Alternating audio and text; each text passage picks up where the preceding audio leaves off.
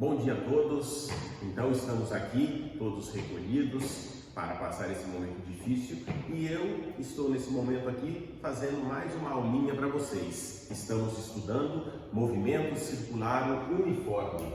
Então, a segunda aula, a de hoje, a primeira aula a professora Alessandra já postou, que trata, então, lembrando vocês, de frequência e período, e hoje eu vou trabalhar com grandezas angulares. O objetivo? Defini-las primeiramente e depois relacionar essas grandezas angulares com as grandezas escalares, com as grandezas lineares que a gente aprendeu até aqui, tá certo? Já deixando aqui importante para vocês afirmarem aí o aprendizado e ao final da aula vocês estarão em condições de resolver os exercícios de 4 até o 8, que está lá na página 87 do livro texto de vocês. Os exercícios 4 e 5 já são resolvidos, mas como eu digo, tem que fazer, que é para pegar o jeito, e depois os 6, o 7 e 8 é para realmente afirmar ali o aprendizado, tá certo? Então vamos começar. Primeira coisa que vamos falar, grandezas angulares. Vamos trabalhar com ângulos. Mas o que é ângulo mesmo? Eu não lembro direitinho. Vamos então recordar lá da matemática. O que é um ângulo? Ora, se eu tenho aqui uma circunferência e quero definir esse ângulo φ, essa é uma letra grega, φ. Como que eu defino o ângulo? Ora, ele o ângulo φ é a razão entre o arco da circunferência S pelo raio da circunferência. Então, essa é a definição de ângulo que a gente tinha lá. A razão entre o arco e o raio.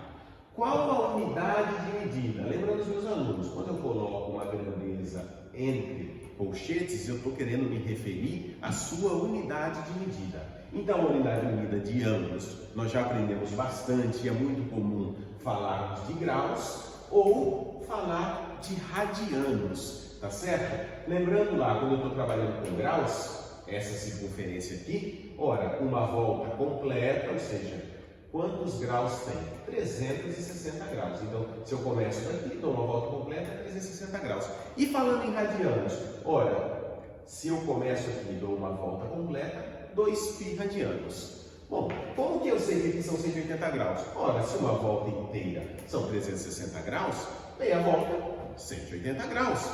Analogamente, quando eu estou em radianos, uma volta completa, 2π radianos.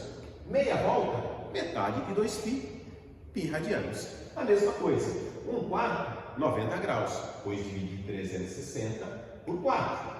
Aqui, dividi 2π por 4, π sobre 2. Então isso aqui era para recordar, lembrar lá de vocês, ou por acaso alguém não tenha visto, está recordado aqui. Era isso que eu precisava para a gente começar a falar efetivamente das grandezas angulares. Primeira delas, posição angular. A posição linear a gente já aprendeu, né? É um arco lá na trajetória, uma posição na trajetória. Então, supondo que essa pessoa esteja aqui trabalhando, desenvolvendo um movimento circular, ela está nessa posição, a gente aprendeu, olha, essa posição a gente chama de S, que na verdade é a distância do marco inicial até aquele ponto considerado, tá certo? Bom, e em ângulo, o que seria? Analogamente a mesma coisa. Se ele saiu dessa posição e chegou até essa, qual é o ângulo que ele percorreu? Um ângulo φ. Então, posição angular, ângulo φ. Pela definição de ângulo que eu acabei de recordar com você, quanto vale o ângulo φ? Ora, o ângulo φ é igual ao arco, que a gente viu aqui, S, divididos pelo raio dessa trajetória circular. Então, assim que nós relacionamos posição angular φ como posição linear S. Φ é igual a S sobre L.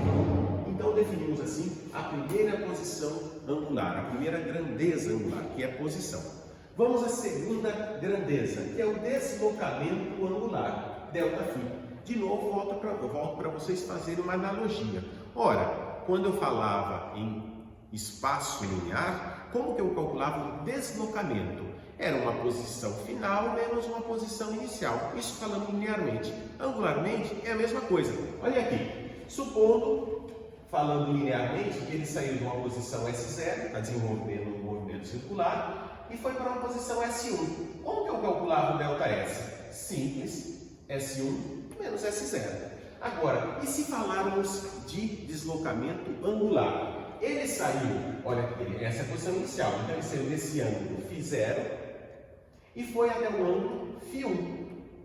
Qual foi o deslocamento dele? Ora, o deslocamento angular, que eu chamo de ΔΦ, é φ1, que é esse ângulo todo, menos φ0. φ1 menos φ0, que me dá exatamente o meu ângulo ΔΦ. Ora, então, por definição de ângulo, vejam como é importante. Por definição de ângulo, quem é ΔΦ? ΔΦ é o arco, qual é o arco aqui? ΔS, divididos pelo raio E. Então, aqui está a relação entre deslocamento angular, ΔΦ, e deslocamento linear, ΔS. Unidade de medida, mesma coisa, radianos, tá certo? Ótimo. Próxima grandeza. Velocidade angular média. De novo, uma analogia, minha gente. Já sabemos o que é velocidade linear média. Por definição, é o espaço percorrido num certo intervalo de tempo. Aqui, falando angularmente, é a mesma história. É a variação do espaço angular divididos pelo tempo gasto para fazer aquele deslocamento angular. Então, por definição, velocidade angular média é a variação do espaço angular pelo tempo que ele gastou para fazer esse deslocamento angular. Agora, como que eu relaciono a velocidade linear com a velocidade angular? Por definição, a velocidade linear é a variação do espaço sobre tempo. Mas, olha para cá, quem é a variação do espaço olhando para essa relação? É ΔΦ vezes R. Então, substituo aqui no lugar da variação do espaço, ΔΦ vezes R. Isso divididos por tempo. Agora, esse tracejadozinho aqui, te lembra alguma coisa? O que é ΔΦ sobre ΔT? Acabamos de definir ΔΦ sobre ΔT, velocidade angular média. Assim, a velocidade linear é a velocidade angular vezes o raio. Com isso, então, a gente finaliza as três grandezas que a gente havia proposto trabalhar com vocês e as suas relações com as grandezas lineares. Volto a dizer, importante para vocês realmente afirmar o conhecimento, exercícios de 4 a 8. E em caso de dúvida, coloca no fórum que estamos à disposição de vocês. Um bom dia, fiquem com Deus.